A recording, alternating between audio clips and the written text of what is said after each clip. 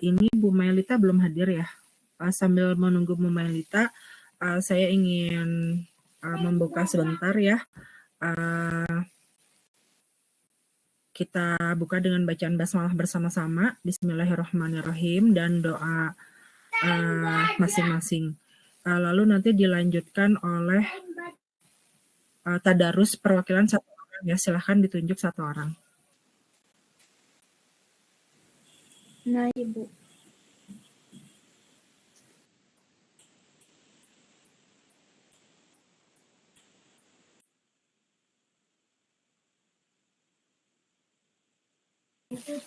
Sebelumnya, saya mau sedikit titip pesan ya di mata kuliah ini. Insya Allah yang akan mengajar itu Bu Mailita. Mungkin jika ada hal-hal tertentu seperti Bu Mailita sakit atau berhalangan, itu biasanya digantikan oleh saya. Teman-teman perlu tahu metode pengajarannya, bagaimana Bu Mailita mengakses ya penilaian. Memang beliau terbiasa di perguruan tinggi negeri begitu dengan nilai yang murni ya. Jadi kalau misalnya remedial ya remedial, ngurang ya ngulang. Nah, terkadang remedial itu memang diberikan di akhir penilaian begitu. Karena apa? Karena dibantu dulu oleh nilai-nilai tugas, nilai kuis, seperti itu.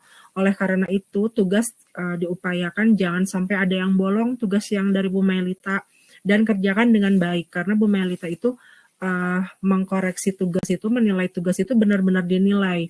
Karena di mata kuliah ini banyak materi biokimia, maka beliau akan benar-benar menilai proses perhitungan, benar-benar menilai angkanya, hasilnya, seperti itu. Sesekali jika ada trouble, nanti saya bisa bantu, tapi saya bantu persiapan, seperti kemarin bantu pemantapan malam-malam gitu ya. Selebihnya dari situ, saya tidak bisa banyak bantu untuk meng-up nilai jika ada masalah-masalah nilai di akhir. Nah, oleh karena itu teman-teman juga mohon proaktif nanti jika setelah UTS terutama tolong segera minta hasil UTS-nya dan minta perbaikan jika ada nilai UTS yang jeblok gitu ya, nilainya kecil. Karena umumnya nilainya kecil-kecil bioenergi itu. Nah, tapi saya pesankan juga semuanya harus semangat ya, harus semangat, simak baik-baik karena Bu Mailita itu tidak akan memberi nilai belas kasihan jasa nulis gitu ya. Kalau saya mungkin masih ngasih gitu, kalau Bu Mailita itu nggak akan ngasih belas kasihan jasa nulis. Jadi benar-benar dilihat kualitas dari jawaban soal ujiannya. Ya mudah-mudahan semuanya lancar, tidak ada yang ngulang, tidak ada yang nilainya jelek, tetap semangat belajarnya. Silahkan langsung tadarus ya. A'udzu billahi minasyaitonir rajim. Uhilla lakum saydul bahri wa ta'amuhu mata'an lakum walis-sayyarah. Wa hurrima 'alaikum saydul barri ma dumtum huruma. Wattaqullaha alladzi ilaihi tuhsyarun. Ja'alallahu al-Ka'batal baital harama wa qiyamal lin-nasi wasyahrul harama wal hadya wal qalaid. Dzalika lita'lamu annallaha ya'lamu ma fis samawati wa ma fil ardh وَمَا فِي الْأَرْضِ وَأَنَّ اللَّهَ بِكُلِّ شَيْءٍ عَلِيمٌ اعْلَمُوا أَنَّ اللَّهَ شَدِيدُ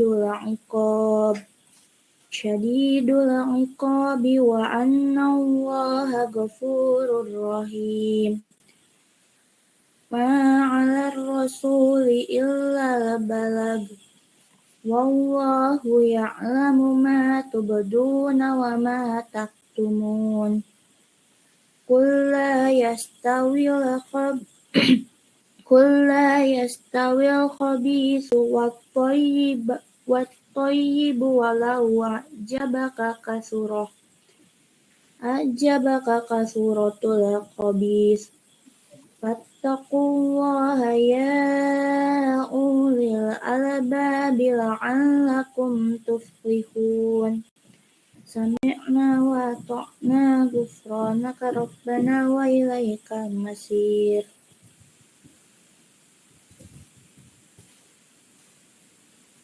Ya, alhamdulillahirrabbilalamin, sadaqallahul azim.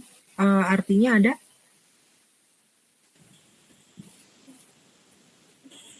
Dihalalkan bagimu hewan buruan laut dan makanan yang berasal dari laut sebagai makanan yang lezat bagimu, orang yang dalam perjalanan, dan diharamkan atasmu menangkap hewan darat selama kamu sedang ihram.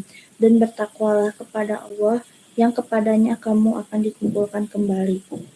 Allah telah menjadikan Ka'bah rumah suci tempat manusia berkumpul. Demikian pula bulan haram, hadyu, dan qalaid. Yang demikian itu agar kamu mengetahui bahwa Allah mengetahui apa yang ada di langit dan apa yang ada di bumi, dan bahwa Allah Maha mengetahui segala sesuatu. Ketahuilah bahwa Allah sangat keras siksaannya dan bahwa Allah Maha Pengampun, Maha Penyayang. Kewajiban Rasul tidak lain hanyalah menyampaikan amanat Allah, dan Allah mengetahui apa yang kamu tampakkan dan apa yang kamu sembunyikan. Katakanlah Muhammad, tidaklah sama yang buruk dengan yang baik. Meskipun banyaknya keburukan itu menarik hatimu, maka bertakwalah kepada Allah, wahai orang-orang yang mempunyai akal sehat, agar kamu beruntung.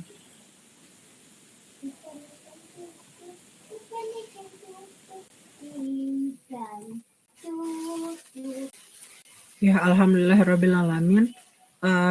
Terima kasih kepada yang sudah membacakan tadarus. Alhamdulillah Bu Melita sudah berhasil masuk. Karena tadi ada trouble, saya persilahkan kepada Ibu Melita untuk memberikan kelas pertemuan pertama.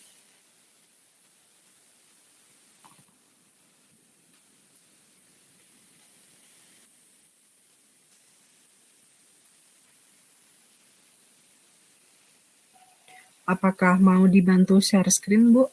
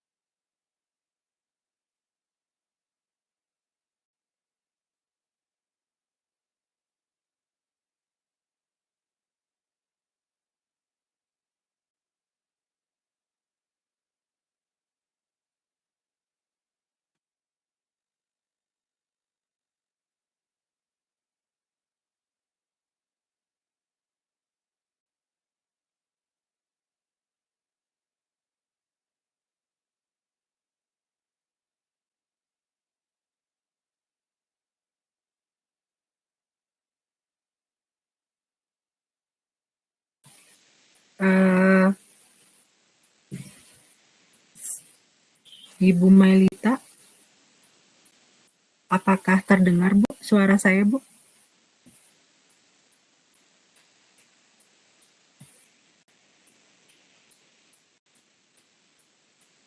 Sambil menunggu Bu Melita memperbaiki device-nya, saya share untuk presensi ya teman-teman. Jadi ini ada, nah ini terlihat tidak QRIS-nya? Terlihat, Bu. Ini silahkan diaktifkan presensinya. Jadi sekarang sudah bisa pakai QRIS. Karena kemarin sering gagal ya mahasiswa ini mengisi presensi. Jadi silahkan di scan. Jadi saya kirim juga screenshotnya ke grup ya. Saya nggak tahu nih kalau di screenshot ke grup apa bisa apa enggak. Coba ada yang grup di scan gambar yang dikirim, yang saya kirim, apakah berhasil atau enggak. Tolong kasih tahu ya. Ya, saya tutup dulu ya.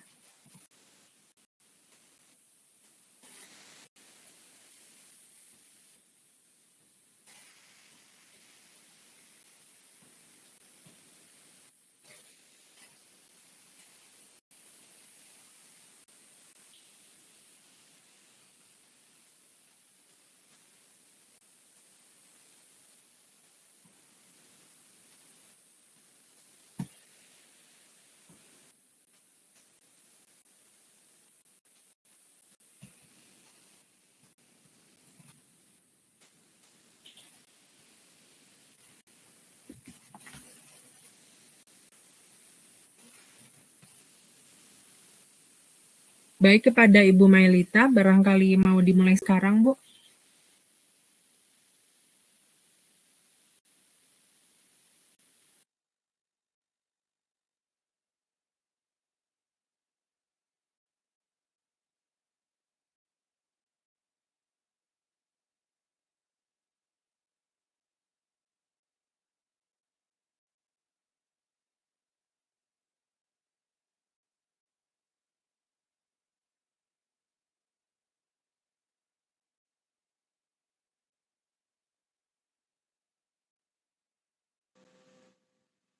Suara terdengar?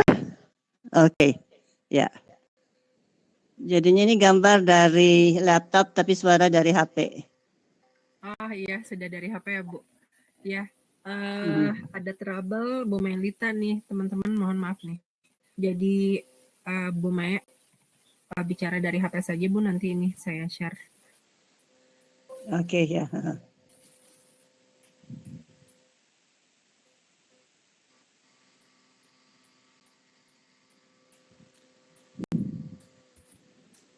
Oke, ini sudah sampai di mana ya, biar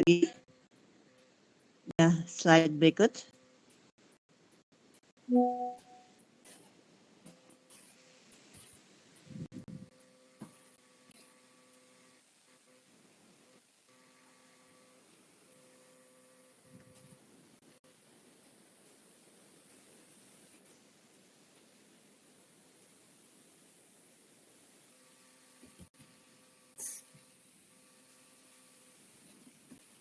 Ya, Bu, ini sudah pindah slide belum ya? Di saya sudah. Oke, ya. Jadinya mata kuliah ini menjelaskan tentang perkembangan bioenergi di Indonesia dan di dunia, dan bagaimana bioenergi dapat dihasilkan dari berbagai sumber daya hayati yang ada. Oke, slide berikut.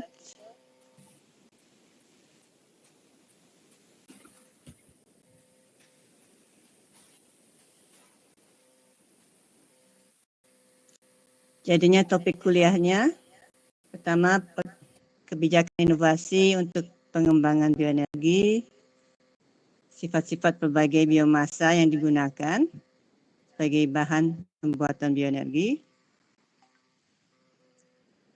Lalu konversi biomasa secara termokimia, fisika kimia, dan biokimia.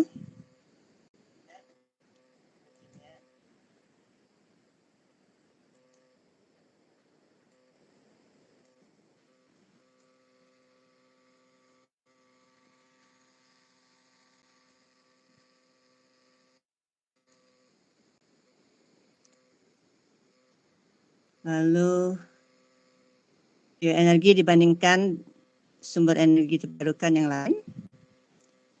Jadinya ini bahan untuk UTS. Kemudian UTS kita akan membahas paper, yaitu tentang fermentasi bioetanol, pembuatan biodiesel, dan pembuatan biogas. Nah, tapi untuk semester ini, saya rencana bahwa setelah UTS, maka topiknya bukan kuliah dari saya, tapi ini presentasi dari mahasiswa. Jadinya saya akan pilih beberapa paper, lalu mahasiswa yang presentasikan dalam bentuk kelompok. Mungkin satu paper bisa dipresentasikan oleh 2 atau 3 kelompok, begitu. Oke, kemudian berikut. Slide berikut.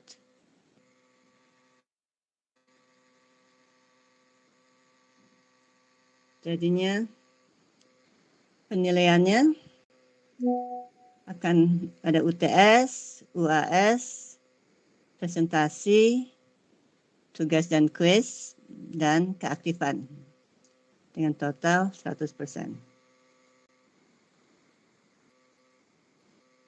Berikut. Jadinya pustaka utama yang digunakan yaitu ini suatu paper dari Antonio Tursi 2019,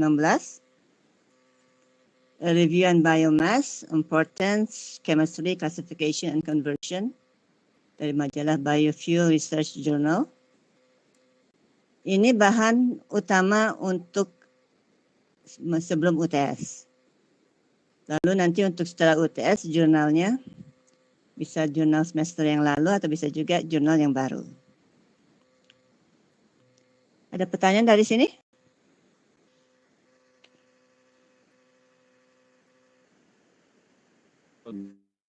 Belum ada, Ibu. Kalau tidak, pindah ke file berikutnya. Ganti file, Bu Kori.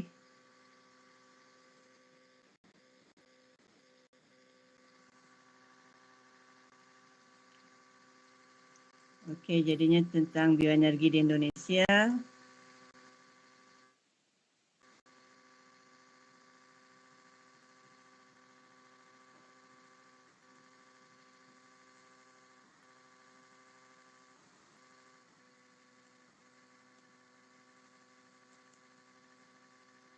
Jadinya bioenergi adalah energi alternatif yang berasal dari sumber-sumber biologis.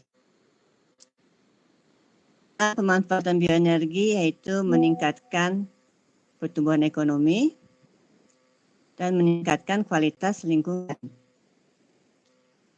Karena penggunaan bioenergi bisa mengurangi emisi rumah kaca atau GR ya,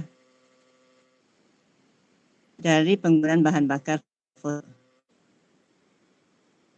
Ketergantungan terhadap bahan bakar fosil yang jumlahnya semakin meningkat. Oke, berikut.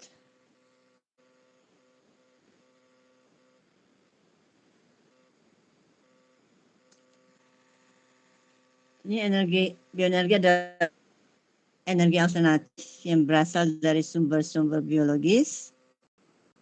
Keunggulan pemanfaatan bioenergi yaitu meningkatkan pertumbuhan ekonomi, meningkatkan kualitas lingkungan dengan cara mengurangi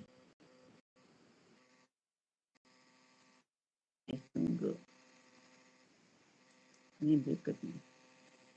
Ketahanan energi atau energy security.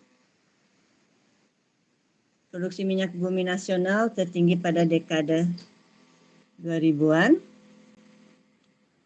Ini mengalami penurunan hingga tahun 2025. Karena dulu Indonesia adalah anggota OPEC, yaitu kumpulan penghasil minyak bumi. Tapi karena minyak bumi nasionalnya makin turun, akhirnya Indonesia keluar dari OPEC.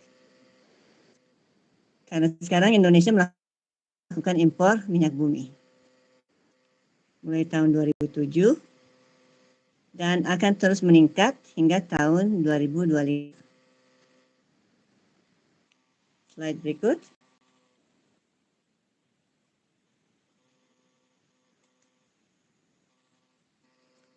Net Zero Emission atau NZE. Jadinya Presiden Joko Widodo menyatakan bahwa Indonesia akan mencapai Net Zero Emission atau NZE tahun 2060 atau lebih cepat. Jadinya ini Net Zero Emission gas rumah kaca. Ya. Indonesia berkomitmen tidak menurunkan emisi rumah kaca sebesar 29% dengan usaha sendiri, 41% dengan dukungan internasional. Nah, artinya untuk bisa mencapai zero emission tersebut diperlukan dukungan internasional dan pihak tertentu bahwa secara teoritis dukung apapun juga, sehingga ini masih tanda tanya akan diperoleh dukungan tersebut. Pemerintah akan memberikan insentif sehingga proses transisi menuju energi terbarukan mencapai.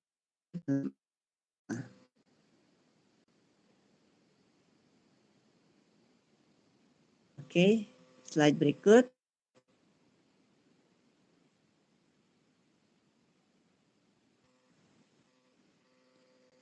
Transisi energi.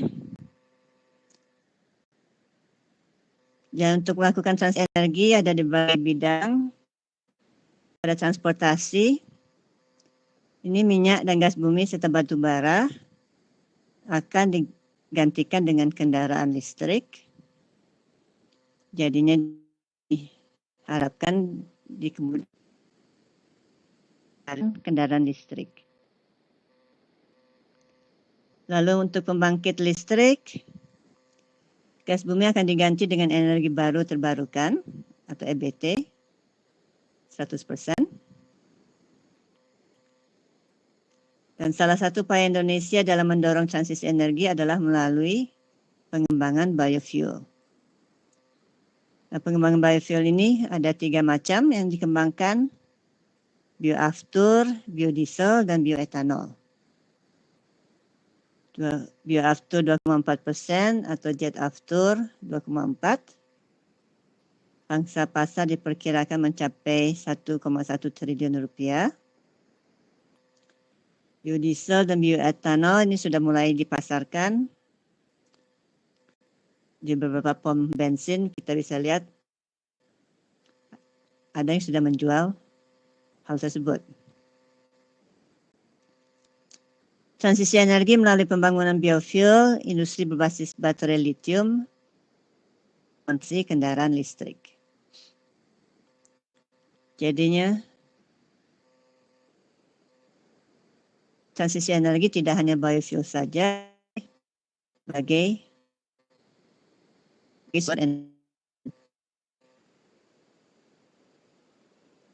Oke, berikut.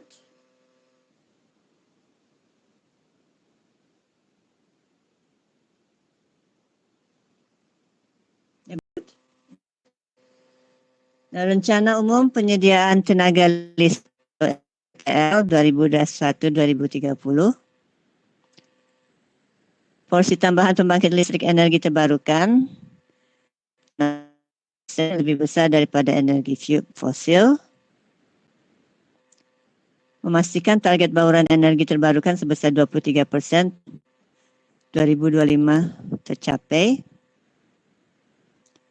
Fokus pada PLTS, pembangkit listrik tenaga surya, juga panas bumi maupun PLTA. Nah, total potensi energi terbarukan sebesar 100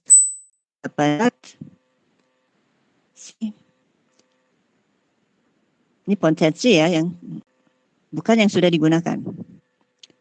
Ini ada energi samudera, potensinya 17,9 gigawatt, bioenergi, potensinya 32,6 gigawatt, angin, tenaga angin 60,6 gigawatt, tenaga hidro 75 gigawatt, dan tenaga surya 207,8 gigawatt. Hingga akhir Juni 2021, pemanfaatan energi hijau baru 10,6 gigawatt dari target.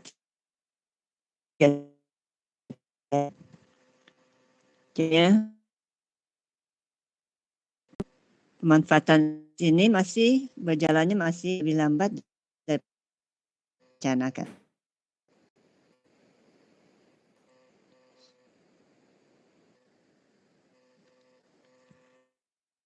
Ketertarikan energi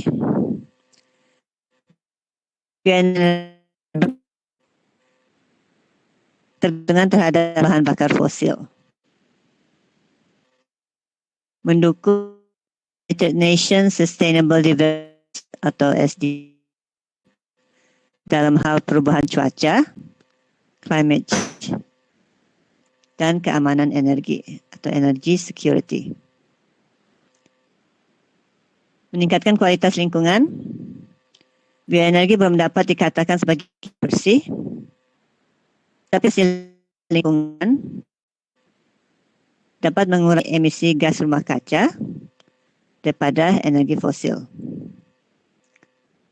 Jadinya walaupun belum betul-betul bersih, tapi emisi gas rumah kacanya masih jauh lebih kecil dibandingkan kalau kita menggunakan energi fosil. Bioenergi dapat juga dijadikan instrumen pengendalian harga komoditas. Diharapkan harga minyak naik dan menggairahkan kembali sektor kelapa sawit di Indonesia. Salah satu solusi mendorong perekonomian lokal, regional, dan nasional melalui pembangunan pertanian. Oke, berikut.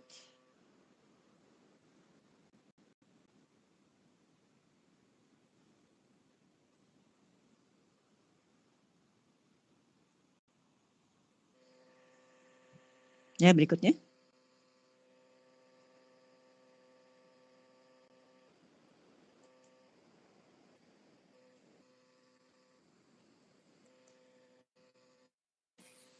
Ya, ini sudah ada, Bu.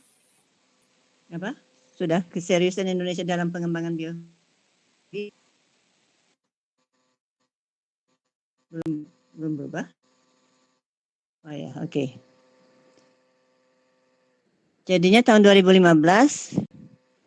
Indonesia secara resmi mengadakan kerjasama dalam bidang pengembangan sama Swedia.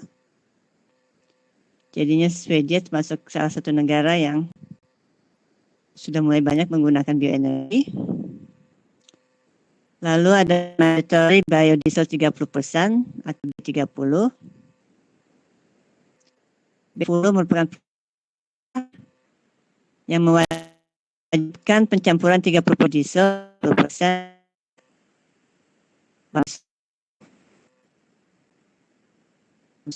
B30.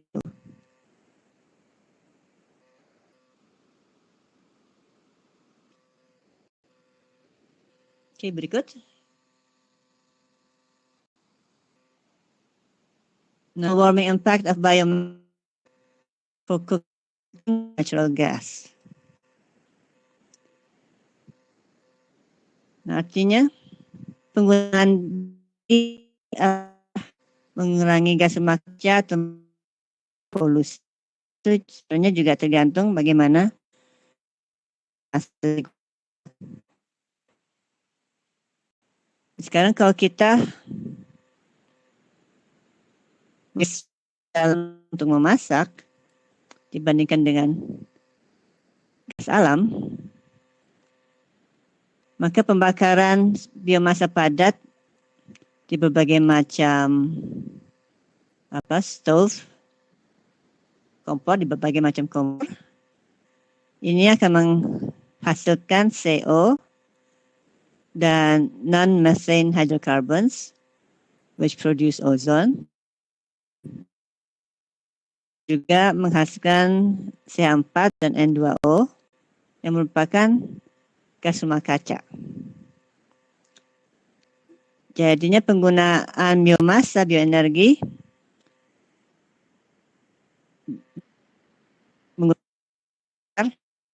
itu tidak mengurangi gas rumah kaca.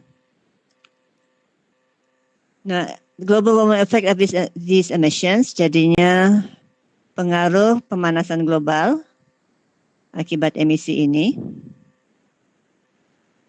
CO2 yang merupakan valid exclusion if the biomass is produced sustainably. Jadinya apabila biomasa diproduksi secara kelanjutan, kan untuk produksi biomasa itu kita menggunakan CO2, yaitu dalam proses fotosintesis.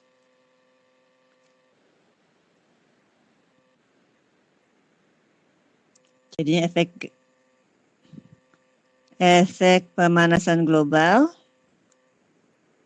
emisi tersebut adalah berapa kali lipat lebih besar daripada CO2 yang dilepaskan apabila menggunakan gas alam, seperti pada gambar berikut.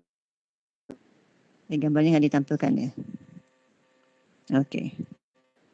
Jadinya penggunaan biomasa yang bisa diperbarui untuk masak secara langsung ini justru mempunyai pengaruh yang lebih besar terhadap pemanasan global dibandingkan kalau kita membakar gas alam yang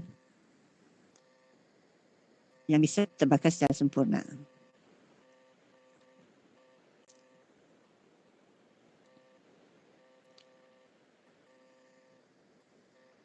Oke, berikut. Oke. Program Mandatory Biodiesel. Program Indonesia hingga saat ini sudah berjalan selama 14 tahun.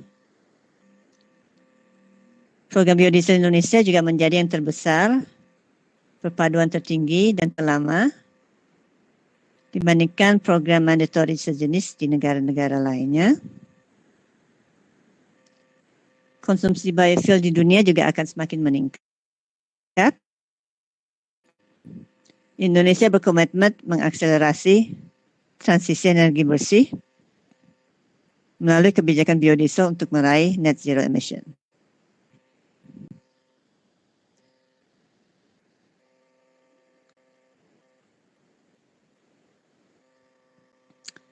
Lalu bioenergi dari kelapa sawit. Indonesia pada tahun 2019 mencapai 14,23 juta hektar, 5,8 juta hektar perkebunan 603 perkebunan besar negara, dan 7,88 juta hektar perkebunan swasta.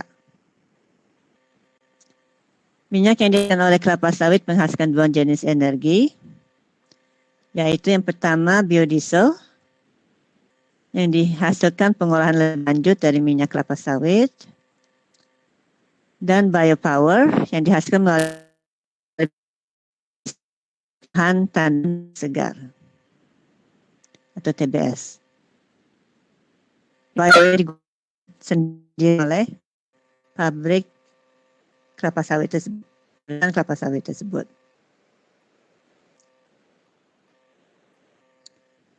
Oke, berikut.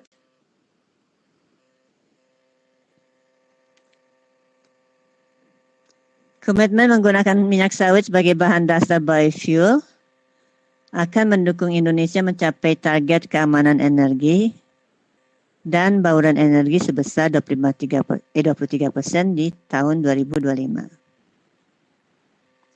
Indonesia adalah negara terbesar yang menguasai pasar sawit dunia hingga 55%. Kontribusi sawit yaitu penyerapan 16 juta orang, ekspor sebesar 15%. Kalau kontribusi implementasi B itu ini turunkan gas rumah kaca 23,3 juta ton CO2 di 2020. Lalu pengurangan impor solar, penghematan devisa sebanyak 8 miliar US dollar.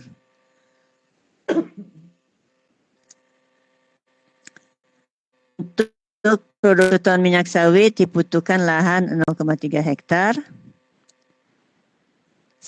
Sementara kalau kita menggunakan sumber minyak yang lain sebagai bahan biodiesel, seperti rapeseed oil, diperlukan lahan 1,3 hektar, sunflower oil 1,5 hektar, dan soybean oil seluas 22 hektar. Jadinya ternyata penggunaan minyak sawit ini menghemat yang dibutuhkan dibandingkan kalau kita menggunakan minyak yang lain. Oke, berikut.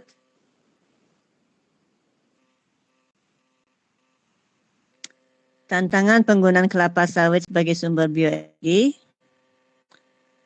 Berkurangnya pemasukan negara dari ekspor CPO, biaya produksi biodiesel yang lebih tinggi daripada solar, sehingga harga biodiesel sulit bersaing di pasar. Dibutuhkan penyelarasan harga minyak diesel yang masih subsidi dengan harga biodiesel.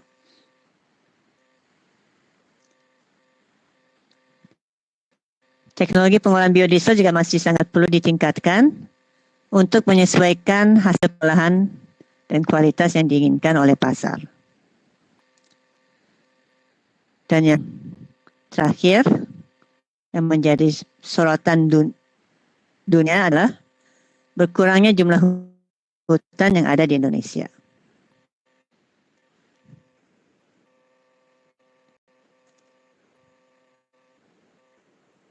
Dan masalah tergantung polisi dari pemerintah. Mana saya biodiesel bisa laku di pasar begitu. Selama biodiesel jauh lebih mahal, tentu orang akan pilih yang lebih murah.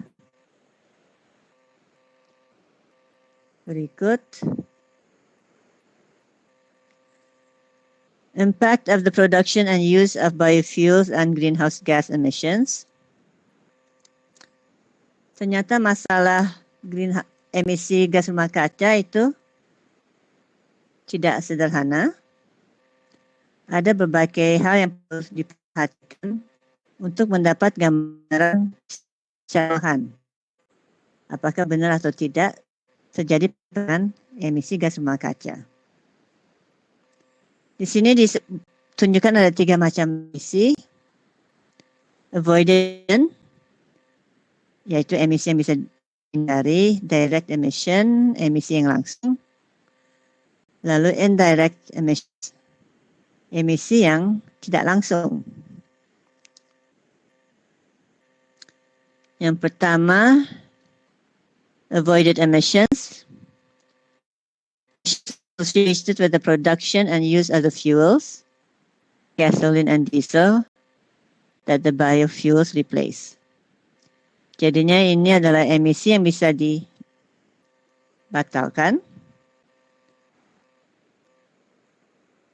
Emisi yang terjadi adalah biofuel adalah bahan bakar tersebut tidak diganti oleh biofuel. Maka dengan digantinya bahan bakar minyak bumi tersebut, maka ada emisi yang bisa dihindari. Lalu ada direct emissions, emisi langsung. Emisi CO2 dari bahan bakar fosil yang digunakan dalam produksi biofuel. Jadinya ternyata untuk produksi biofuel juga tetap digunakan bahan bakar fosil. Contohnya bahan coal and natural gas. Coal adalah batu bara, gas alam, natural gas alam yang digunakan dalam produksi etanol dari jagung. Dan emisi N2O dari penggunaan dalam pupuk nitrogen. Jadinya misalnya dalam hal ini pada proses produksi biofuel dari jagung, maka ada bahan bakar minyak yang digunakan, bahan bakar fosil yang digunakan dalam produksinya. Dan untuk menanam jagungnya kan diberi pupuk. Pupuk juga berasal dari bahan bakar fosil.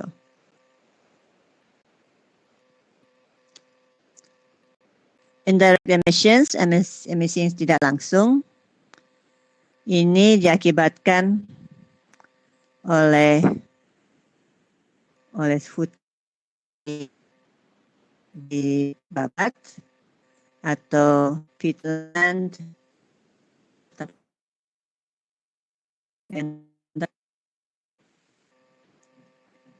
Gambut, Pak. Gambut, ya.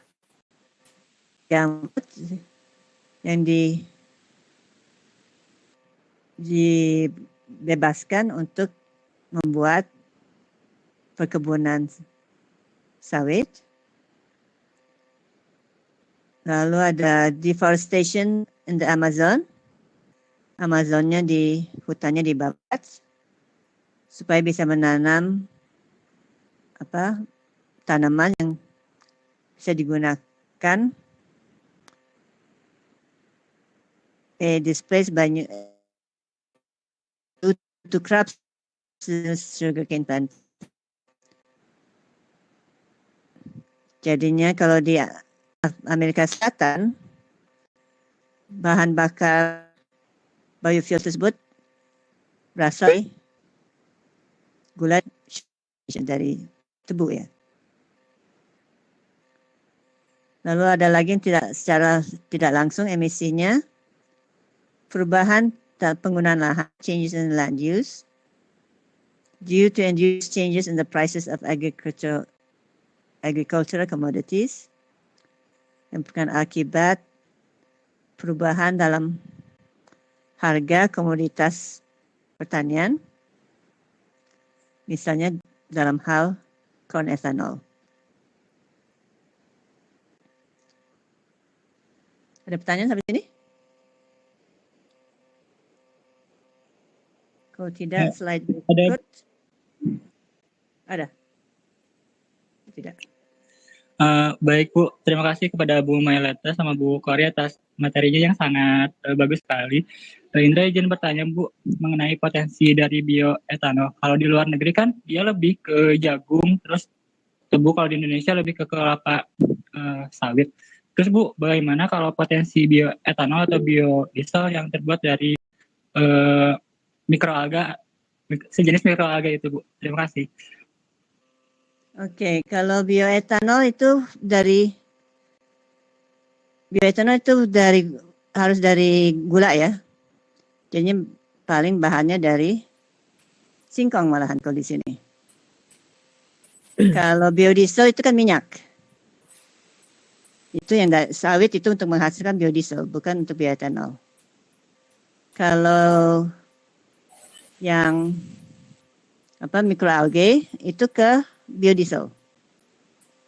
Itu juga teknologinya kayaknya masih belum cukup bisa untuk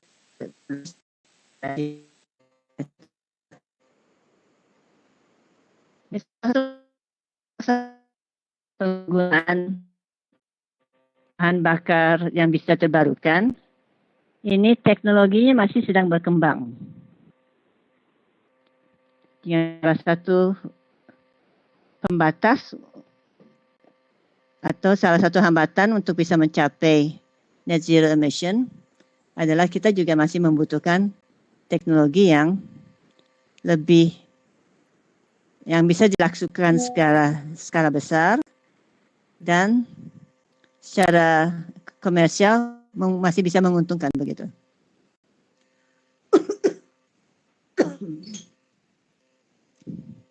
Oke, saya ada pertanyaan?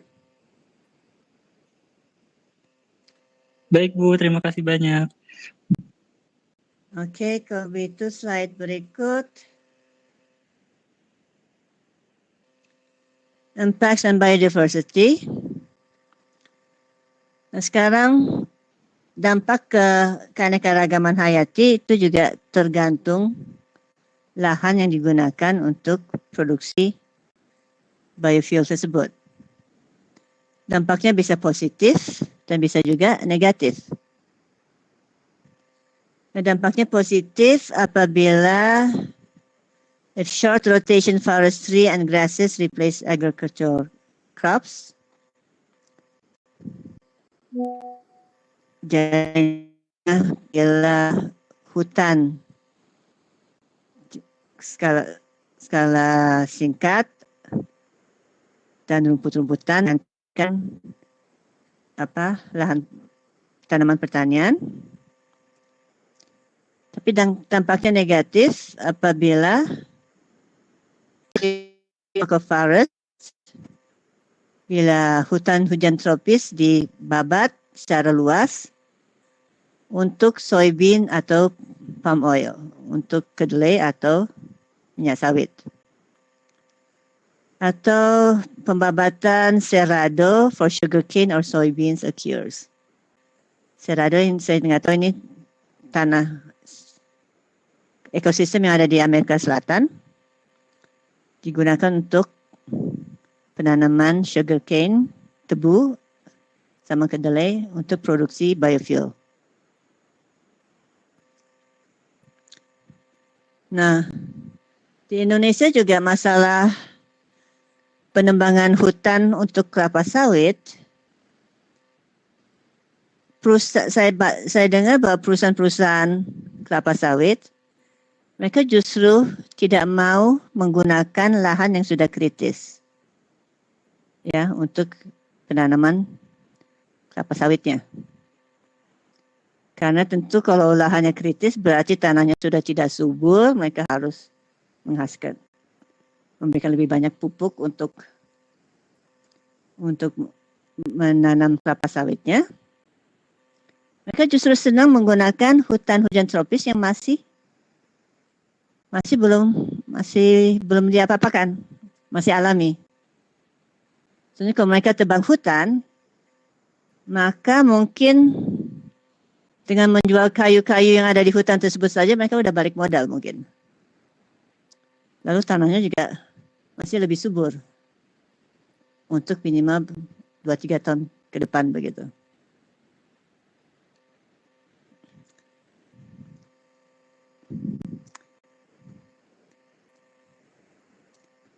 Oke.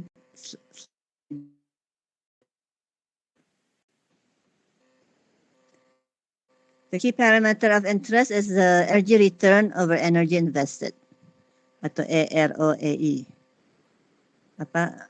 Parameter yang perlu diperhatikan adalah jumlah energi yang diperoleh terhadap energi yang diinvestasikan. Ini adalah rasio dari nilai energi dari biofuel dan produk-produk samping lain yang dihasilkan dari biomasa terhadap total energi yang digunakan untuk memproduksi biofuel tersebut.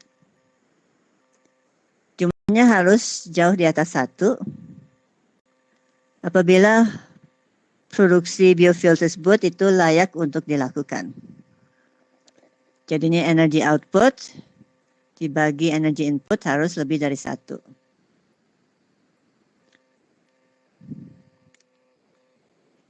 Oke, berikut.